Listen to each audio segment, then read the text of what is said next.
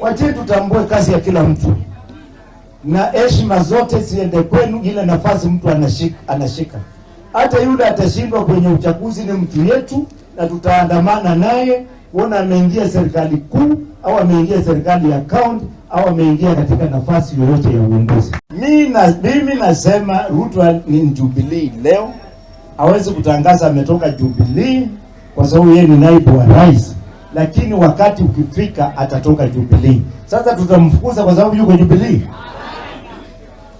Kama Mudhama yuko wazi, Secretary General, na wewe dada yangu na ndugu yangu, kutangaza leo hautakuwa ndani ya Jubilee au Wiper, umeingia UDA.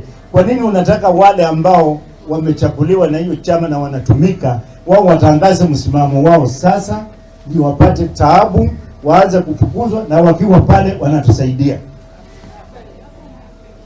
Ni kweli si kweli?